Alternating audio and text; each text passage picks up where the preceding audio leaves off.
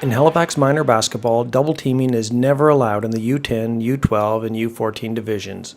A double team occurs when two or more players are actively guarding one player, whether that player has the ball or not.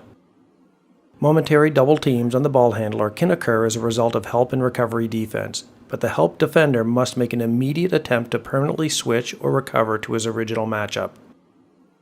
In the following example, offensive player 2 sets a screen for the ball handler, causing an offensive advantage. Defensive player 2 identifies this and immediately switches to cover the ball handler, while at the same time, defensive player 1 moves to avoid the screen and recover his original matchup. At this point, there is a momentary double team on the ball handler. The defense must immediately identify and discontinue the double team by one of two methods, switching or recovering. In switching, defensive player 2 will remain with the ball handler and defensive player 1 will return to guard offensive player 2. In recovery, defensive player 2 will return to their original matchup, allowing defensive player 1 to once again guard the ball handler.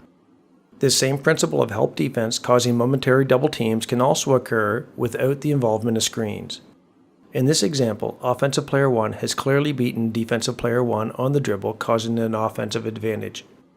Defensive player 3 identifies the situation and steps in to help defend the ball handler.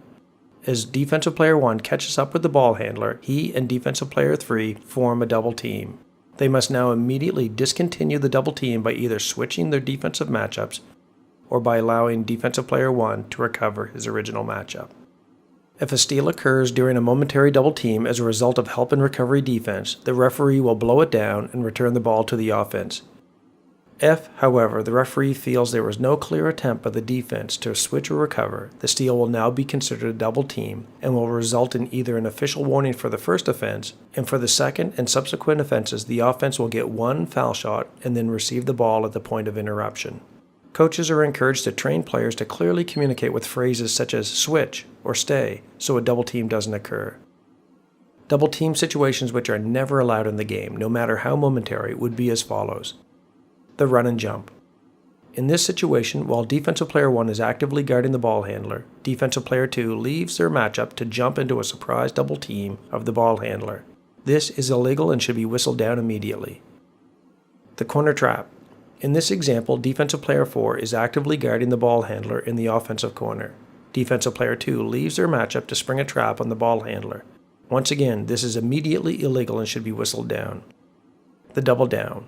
In this example of a double team, defensive player 1 leaves his matchup to form an illegal double team of offensive player 5 who is posted up in the key. Even though offensive player 5 doesn't have the ball, the defense is not allowed to double team him. So, in review, momentary double teams as a result of help defense will sometimes occur. Double teams as a result of help defense must immediately switch or recover. Steals as a result of a momentary double team will be blown down. Double teams not as a result of an offensive advantage are never allowed. Coaches should teach clear communication for help defense.